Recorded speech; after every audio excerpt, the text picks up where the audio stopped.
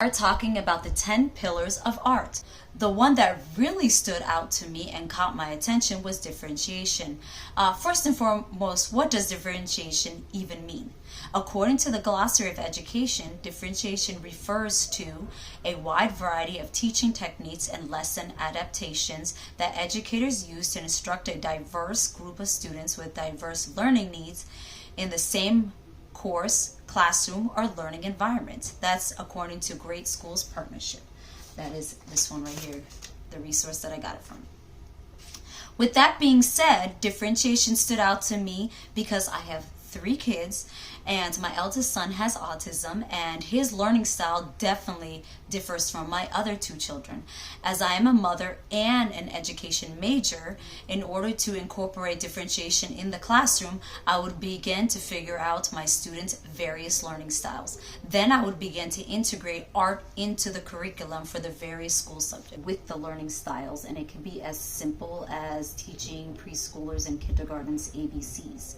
So first we're going to start with their learning styles, then we're going into how we can integrate art into the different curriculum. So the first thing I'm going to do is just take simple alphabets and incorporate to meet the needs of all the students in the classroom and their learning styles. So the first one that I talked about was auditory, to write letters on a flashcard. So this is the flashcard, and pretend I'm the student and I'll say A.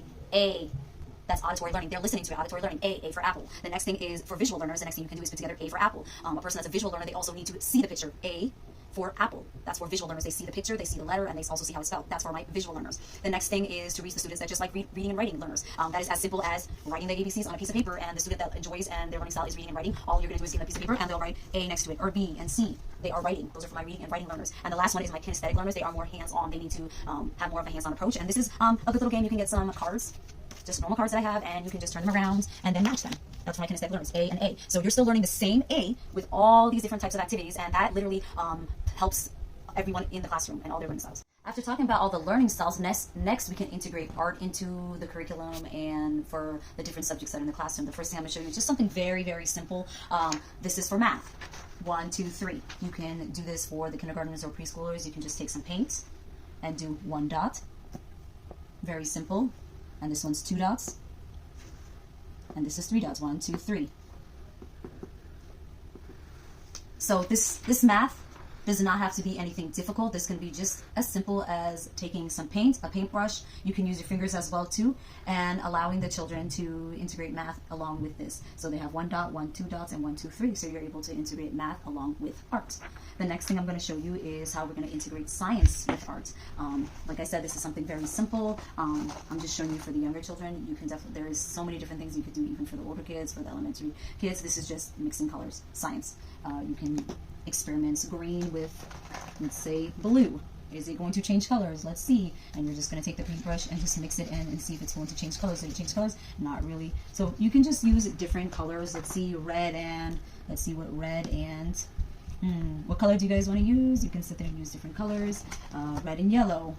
So this is a simple science experiment that kids can do in their classroom, and this is integrating science with it. So I'm going to write this and just mix it together. Something very simple for children to do, and this is integrating just science. You just take the paint, mix the colors together. This is a science experiment. The last thing I'm going to do is use reading and writing. This is the letter A. Very, very simple. You can literally just take paint and paint the letter A.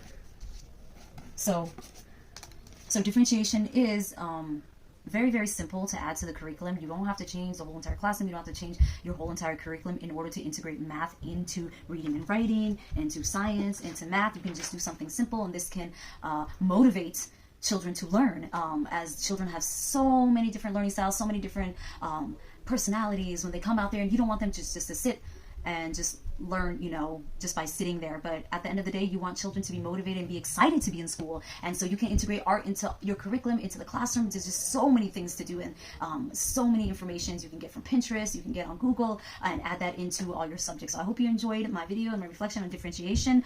Differentiation is definitely something that I'm very passionate about, because students have different needs and different learning styles, and you can integrate that into the classroom and into art. Thank you so much. Bye-bye.